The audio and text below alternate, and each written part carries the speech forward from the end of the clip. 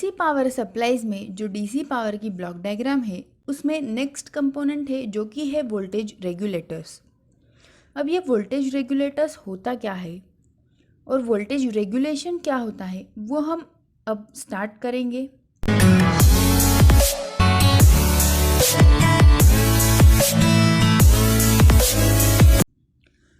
A DC power supply with transformer, rectifier and filter provide DC supply, but it is not a complete power supply because of its poor regulation. This is known as an unregulated power supply.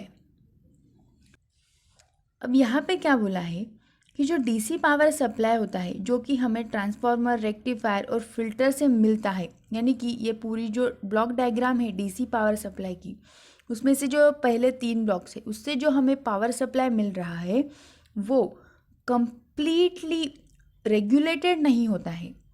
उसमें कुछ unwanted components या फिर voltage imbalance होता है, तो उसका regulation भी poor हो जाता है। इसी वजह से वो अनरेगुलेटेड पावर सप्लाई कहलाता है। DC output voltage varies with load RL or load current IL and it also varies with mains fluctuation.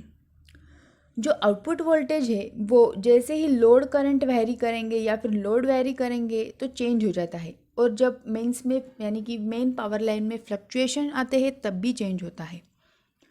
A regulated DC power supply maintain the output voltage constant irrespective of AC mains and load variations known as regulated power supply. अब यहाँ पे main working क्या है इसका, तो जो हमें output में वोल्टेज मिलने वाला है वो एक कांस्टेंट वोल्टेज चाहिए होगा। अगर उसमें कुछ फ्लक्चुएशंस आ गए तो हमारा जो डिवाइस है या फिर जो भी हमने लोड लगाया है जैसे मिक्सर, रेफ्रिजरेटर, वो डैमेज हो सकता है। सो वो ना होना चाहिए, इसीलिए हमें उसे कांस्टेंट सप्लाई देना होता है। हमारे जो पुराने फ्रिज होते थे उस पर हम एक स्टेबलाइज़र लगाते थे।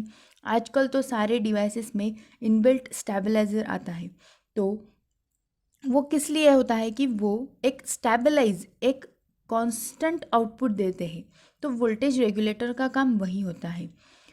वोल्टेज रेगुलेटर ऐसा पावर सप्लाई देता है कि अगर हमारे मेन लाइन में या फिर कहीं पे भी अगर फ्लक्चुएशन आ गए तो भी वो कांस्टेंट ही हमें पावर आउटपुट में देगा। अब पावर सप्लाई की कुछ ये कैरेक्टरिस्टिक्स है जो कि है load regulation, line regulation, ripple rejection, output impedance, over voltage और ओवरलोड प्रोटेक्शन। ये सारे हम नेक्स्ट वीडियोस में 1 बाय 1 देखेंगे।